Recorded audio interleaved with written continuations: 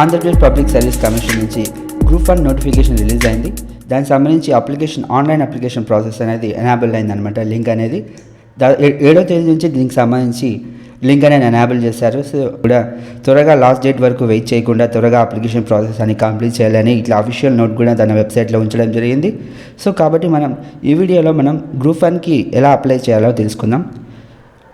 దాదాపు 30 deputy collector పోస్టులతోనూ అలాగే 36 MPDO పోస్టులతో release అయినట్టు నోటిఫికేషన్ గ్రూప్ 1 నోటిఫికేషన్ అనేది చాలా ఇప్పటి వరకు ఆంధ్రప్రదేశ్ పబ్లిక్ సర్వీస్ కమిషన్ చరిత్రలోనే ఒక పెద్ద నోటిఫికేషన్గా చెప్పొచ్చు.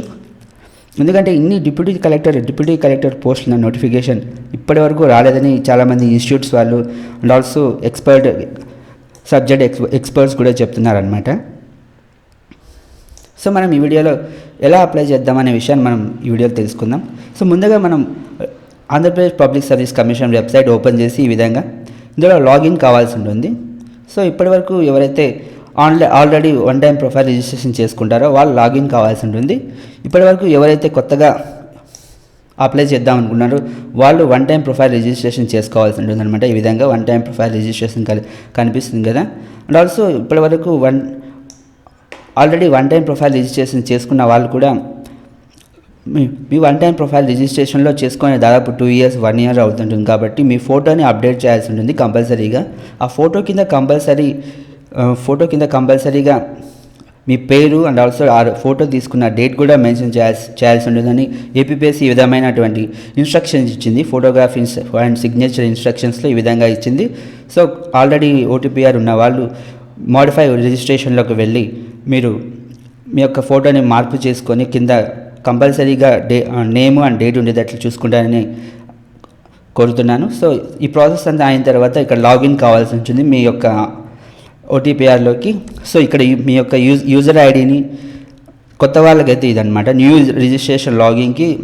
రిజిస్ట్రేషన్కి యూజర్ ఐడిని మొబైల్ నెంబర్ ఇవ్వాల్సి వస్తుంది కొత్తగా చేసుకునే వాళ్ళు. ఆల్రెడీ మీరు రిజిస్టర్ అయి ఉంటే ఇక్కడ ఎగ్జిస్టింగ్ యూజర్ ఉంది కదా, ఇక్కడ క్లిక్ చేయాల్సి ఉంటుంది అనమాట. సో ఇక్కడ ఎగ్జిస్టింగ్ యూజర్ క్లిక్ చేసిన తర్వాత దీనికి సంబంధించి online submission and page click చేసామంటే ఈ విధమైనటువంటి ఇంకొక పేజ్ ఓపెన్ అవుతుంది అనమాట. ఇందులో గ్రూప్ 1 సర్వీసెస్తో పాటు దాదాపు 16 నోటిఫికేషన్ సంబంధించి నోటిఫికేషన్ ఆన్లైన్ ప్రాసెస్ అయితే జరుగుతుంది. కాబట్టి అభ్యర్థులు త్వరగా చేయాలని ఏపీపీఎస్సీ అఫీషియల్ వెబ్సైట్లో కూడా నోట్ అనేది మెన్షన్ చేయడం జరిగింది. ఎందుకంటే లాస్ట్లో సర్వర్ సమస్యలు కానీ ఫీజు పేమెంట్ సమస్యలు కానీ జరుగుతాయి. కాబట్టి అభ్యర్థులు కమిషన్ కూడా రిక్వెస్ట్ చేయడం జరుగుతుంది. సో ముందుగా ఫీజు పేమెంట్ ప్రాసెస్ మీద క్లిక్ చేయాల్సి ఉంటుంది. ఫీజు పేమెంట్ ప్రాసెస్ బటన్ మీద క్లిక్ చేస్తే ఈ విధమైనటువంటి పేజ్ ఓపెన్ అవుతుంది. ఇక్కడ ఆల్రెడీ మ్యాండేటరీ అక్కడ ఇన్స్ట్రక్షన్స్ ఇచ్చారు. ఈ ఇన్స్ట్రక్షన్స్ కంపల్సరీగా చదవాల్సి ఉంటుంది మీరందరూ. దీన్ని చదివి ఇందులో ఏదైనా అప్లికేషన్ ప్రాసెస్లో ఏదైనా రాంగ్ ఐటమ్స్ చేస్తే అక్కడ 100 రూపీస్ పే చేయాల్సి ఉందన్నమాట. ఏదైనా రాంగ్ ఐటమ్స్ ఇచ్చామంటే ఏదైనా వైట్ రేషన్ కార్డు ఉన్నా లేకున్నా ఉందని ఇచ్చామంటే ఆ విధంగా. సో ఈ విధంగా మనకు డీటెయిల్స్ అన్ని డిస్ప్లే అవుతాయి. ఇక్కడ హియర్ బై అని కొట్టామంటే సో నోటిఫికేషన్ కంప్లీట్గా చదవాలని ఇక్కడ మెన్షన్ చేయడం జరిగింది ఫ్రెండ్స్. సో మనం ఇక్కడ డీటెయిల్స్ అన్ని కొత్తగా ఇవ్వాల్సిన డీటెయిల్స్ ఏమేమి ఉన్నాయంటే లాస్ట్ 3 ఉన్నాయన్నమాట.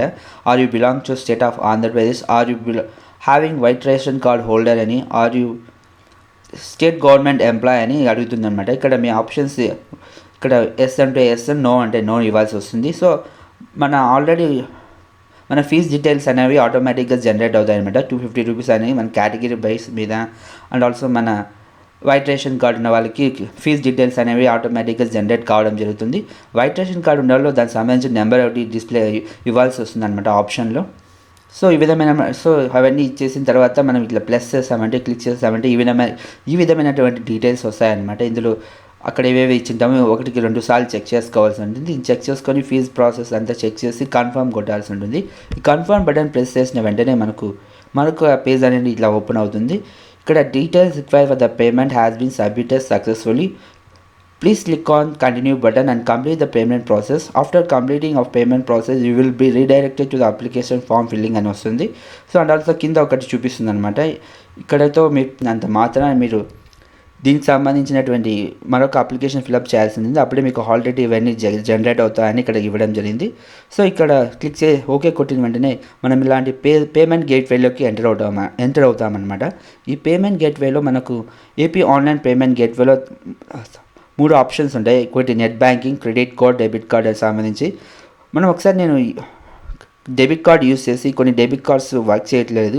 ఏపీపీఎస్సీ ఆన్లైన్ పేమెంట్ కోసం కొన్ని డెబిట్ కార్డ్స్ ఎనాబుల్ కావట్లేదు అనమాట. ఏదైతే మెస్ట్రోను and Maestro and also RuPay cards కొన్ని ఎనాబుల్ కావట్లేదు. చూడండి, నేను మాస్టర్ కార్డ్ని ఎంటర్ చేసి మనం ఈ విధంగా డీటెయిల్స్ ఇస్తే అది ఎంటర్ కాలేదన్నమాట. సో నేను దానివల్ల net banking once again net banking click చేసి కింద టర్మ్స్ అండ్ కండిషన్ యాక్సెప్ట్ చేసి నేను పేమెంట్ చేస్తున్నాను. దీనికి సంబంధించి అప్లికేషన్ ప్రాసెస్ మనం ఓకే కొట్టిన వెంటనే నెట్ బ్యాంకింగ్ ఇలా ఓపెన్ అవుతుంది. మనం కన్సర్న్ ఏదైతే నెట్ బ్యాంకింగ్ పే చేస్తున్నామో దానికి సంబంధించి బ్యాంక్ మీద సెలెక్ట్ చేసుకోవాల్సి ఉంటుంది. సో ఈ విధంగా అనమాట, state bank of India. So ఈ విధంగా సెలెక్ట్ చేసుకున్నాక స్టేట్ బ్యాంక్ ఆఫ్ ఇండియా సంబంధించి పే అనే బటన్ ప్రెస్ చేయాల్సి ఉంటుంది. సో మనం మన official state bank of India పేజ్లోకి నెట్ బ్యాంకింగ్ పేజ్లోకి ఎంటర్ కావడం. పేమెంట్ ప్రాసెస్ అనేది టైం తీసుకుంటే 10 to 20 seconds టైం తీసుకుంటుంది. ఇక్కడ మీరు రిఫ్రెష్ కానీ బ్యాక్ స్పేస్ కానీ ఎటువంటి బటన్స్ అనేది డిస్టర్బ్ చేయకూడదు అనమాట, ప్రెస్ చేయకూడదు.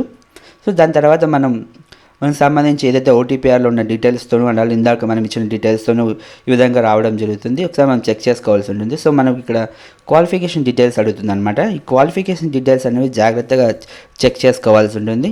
ఎందుకంటే కొన్ని ఏపీపీఎస్సీ రిలీజ్ చేసినటువంటి గ్రూప్ 1 నోటిఫికేషన్లో కొన్ని పోస్టులకు క్వాలిఫికేషన్ సంబంధించి కొన్ని స్పెషలైజేషన్స్ అడిగారనమాట. ఒకసారి మనం వాటిని పరిశీలిస్తే ఈ స్పెషలైజేషన్స్ ఈ విధంగా ఉన్నాయి. కొన్ని ఏవైతే పోస్టులు ఉన్నాయి, ఫైర్ ఆఫీసర్కి సంబంధించి ఇంజనీరింగ్లో ఫైర్ సర్వీస్కి సంబంధించి బ్యాచిలర్ డిగ్రీ ఉండాలని, must hold a bachelor degree అని, అండ్ ఆల్సో దీనికి సంబంధించి BE provided if candidate available, లేకపోతే that if no candidates with BE fire qualifications are available, candidates with the degree in any discipline will be considered అని ఇచ్చారనమాట. ఒకవేళ bachelor డిగ్రీలో engineering చేసిన వాళ్ళు, ఫైర్లో ఇంజనీరింగ్ చేసిన వాళ్ళు అవైలబిలిటీ లేకపోతే నార్మల్ డిగ్రీ ఉన్న వాళ్ళని ఎలిజిబుల్ తీసుకుంటామని. అండ్ ఆల్సో పోస్టల్ కోడ్కి సంబంధించి కామర్స్ ఆర్ ఎకనామిక్స్ ఆర్ మ్యాథమెటిక్స్లో డిగ్రీ ఉండాలని అడగడం జరిగింది. So and also postal code 14కి సంబంధించి డిగ్రీ ఇన్ సోషియాలజీ అడగడం జరిగింది అనమాట. ఒక పోస్ట్కి సంబంధించి డిగ్రీ అడగడం జరిగింది. ఏదైతే పోస్ట్ కోడ్ 14 నెంబర్ అంటే ఈ విధంగా చూపిస్తుంది. దీనికి సంబంధించి డీటెయిల్స్ అయితే ఈ విధంగా ఉన్నాయి. క్వాలిఫికేషన్స్ తర్వాత మనం ఎడ్యుకేషన్ డీటెయిల్స్ తర్వాత యూనివర్సిటీ అడుగుతుంది. మనం కన్సర్న్ యూనివర్సిటీ అండ్ ఆల్సో ఆ యూనివర్సిటీ తర్వాత మనకు డేట్ ఆఫ్ అక్వైరింగ్ క్వాలిఫికేషన్ ఉంటుందన్నమాట. ఆ డేట్ మనం బ్యాచిలర్ డిగ్రీ మీద ఒక డేట్ ఉంటుంది, ఆ డేట్ ఇవ్వాల్సి వస్తుంది. ఏ రోజైతే మనకు ఆ సర్టిఫికేట్ వచ్చిందో ఆ డేటు. సో తర్వాత జోన్ అనేది సెలెక్ట్ చేసుకోవాల్సి వస్తుంది, మీరు ఏ జోన్ బిలాంగ్స్ టు అని. సో మనం జోన్ సంబంధించి చాలామంది కన్ఫ్యూజ్ అవుతున్నారు, మా డిస్టిక్ ఏ జోన్ కింద వస్తుందని.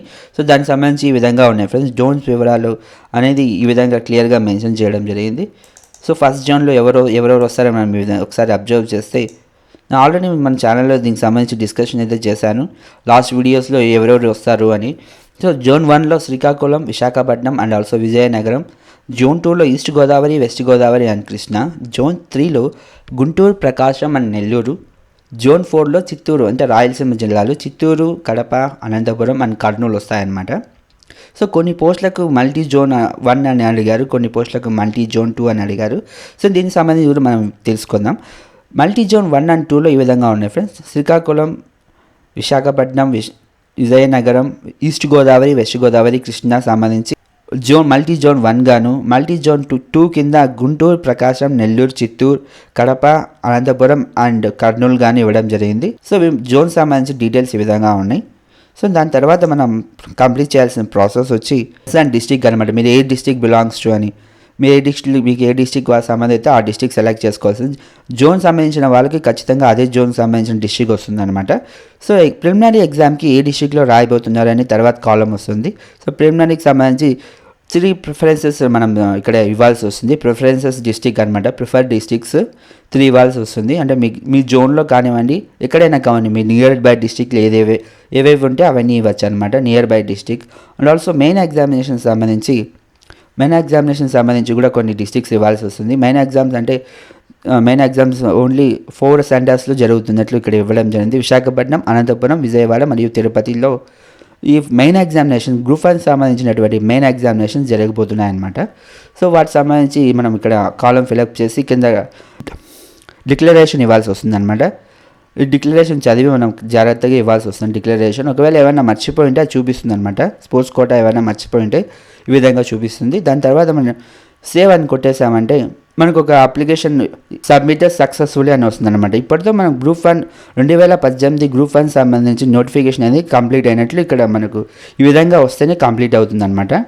సో దీన్ని మనం సేవ్ చేసుకొని పెట్టుకోవాల్సి ఉంది. దాని తర్వాత ఓకే అని క్లిక్ చేస్తామంటే మనకు ఈ విధమైనటువంటి పేజ్ మన కంప్లీట్ డీటెయిల్స్తో సంబంధించి ఒక ఫైనల్ పేజ్ వస్తుంది.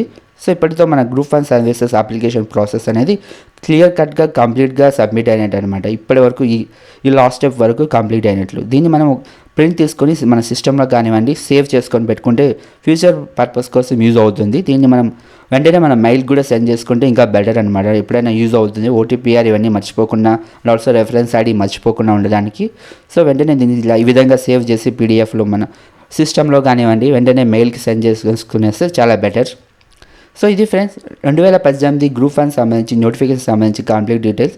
ఒకసారి నోటిఫికేషన్ అప్లై చేసే ముందు నోటిఫికేషన్ కంప్లీట్గా పరిశీలించి కొన్ని పోస్టులకు 21 నుంచి 28 వరకు ఏజ్ అడిగారు. ఏదైతే డిప్యూటీ సూపరింటెండెంట్ ఆఫ్ పోలీస్ అని పోస్టల్ కోడ్ 3కి అండ్ ఆల్సో పోస్టల్ కోడ్ 4కి పోస్ట్ కోడ్ 4కి deputy superintendent of police in jail మెయిన్కి సంబంధించి 2 పోస్టులు ఉన్నాయి. దానికి 18 నుంచి 28 సంవత్సరాల వరకు ఉండాలని. కొన్ని పోస్టులకు 18 నుంచి 26 సంవత్సరాల వరకే అడిగారనమాట. ఏదైతే అసిస్టెంట్ ప్రొహిబిషన్ ఎక్సైజ్ సూపరింటెండెంట్ అనమాట. ఇది 11 పోస్టుల వరకు ఉన్నాయి. దీనికి సంబంధించి 26 నుంచి 26 వరకు ఏజ్ లిమిట్ అనేది ఇచ్చారు. కేవలం 26 సంవత్సరాలు ఉన్న వాళ్ళతో దానికి ఏజ్ లిమిట్. ఈ పోస్ట్ ప్రిఫరెన్సెస్ అనేది ఆఫ్టర్ మెయిన్ ఎగ్జామ్స్లో మరొకసారి మనం అప్లై చేయాల్సి ఉంటుంది. ఏదైతే మెయిన్ ఎగ్జామ్స్ కోసం ప్రిలిమినరీ తర్వాత రిజల్ట్స్ వదులుతారనమాట. ఏదైతే రిజల్ట్స్లో క్వాలిఫై అయిన వాళ్ళు మరొక అప్లికేషన్ ఫిలప్ చేయాల్సి వస్తుంది. అందులో ఈ పోస్ట్ ప్రిఫరెన్సెస్ అన్నీ ఇవ్వాల్సి ఉంటుంది. మన స్టేట్ లెవెల్ పోస్టులు అనమాట. దాదాపు అన్ని స్టేట్ లెవెల్ పోస్టులే ఉన్నాయి. ఎక్కువగా ఈ 2018 ఈ గ్రూప్ 1 నోటిఫికేషన్లో ఎక్కువ పోస్టులు వచ్చి ఎక్కువ సంఖ్య ఉన్న పోస్టులు ఏవి అంటే మండల్ పరిషత్ డెవలప్మెంట్ ఆఫీసర్ అనమాట, ఎంపీడీఓ. దాదాపు 46 పోస్టుల వరకు 48 పోస్టుల వరకు ఉన్నాయి. ఈ గ్రూప్ 1లోనే ఎక్కువ పోస్టులు అనమాట. 48 దాకా ఉన్నాయి ఎగ్జిక్యూటివ్ పోస్టుల్లో. సో తర్వాత వచ్చి డిప్యూటీ తహసీల్దార్ పోస్టులు ఉన్నాయి. సో నార్మల్ డిగ్రీ బేస్ మీద ఉన్న పోస్టులు అయితే మండల్ ఎంపీడీఓలోనే చెప్పొచ్చు. దాని తర్వాత డిప్యూటీ తహసీల్దార్ 30 వరకు ఉన్నాయి. సో ఏసీటీఓలు కేవలం 5 మాత్రమే ఉన్నాయి ఏసీటీఓలు. సో ఎక్కువ ఉన్న పోస్టులు కేవలం ఇవి మాత్రమే. అసిస్టెంట్ ట్రెజరీ ఆఫీసర్స్ అని 13 పోస్టుల వరకు ఉన్నాయి. సో దీనికి సంబంధించి ఇది ఫ్రెండ్స్ 2018 గ్రూప్ 1 నోటిఫికేషన్ సంబంధించి కంప్లీట్ డీటెయిల్స్. ఈ గ్రూప్ 1 రాయబోయే అభ్యర్థులందరికీ బెస్ట్ విషెస్ చెప్తూ మీరు ఈ గ్రూప్ 1 సంగ్రామంలో విజయం సాధించాలని కోరుకుంటూ ఈ వీడియోకి మీకు అందరికీ నచ్చుతుందని, ఒకవేళ నచ్చినట్లయితే లైక్ చేసి, నచ్చకపోతే ఎందుకు నచ్చలేదో కింద కామెంట్ సెక్షన్లో మెన్షన్ చేసి అండ్ ఆల్సో దీనికి గ్రూప్ 1 సంబంధించినటువంటి టోటల్ నోటిఫికేషన్ కింద పీడిఎఫ్లో ఉంది. నోటిఫికేషన్ సంబంధించిన డీటెయిల్స్ అన్ని కింద పీడిఎఫ్ లింక్లో ఉన్నాయన్నమాట. కావాల్సిన వాళ్ళు డౌన్లోడ్ చేసుకోవచ్చు. సో వన్స్ అగైన్ ఈ వీడియోకి మీకు నచ్చినట్టు లైక్ చేసి మీ ఫ్రెండ్స్ అందరికీ షేర్ చేస్తారని ఆశిస్తున్నాను. ఇంట్రెస్టింగ్ ఇంపార్టెంట్ వీడియోతో మీ ముందుంటారని నేను మాటిస్తూ thank you for watching this video.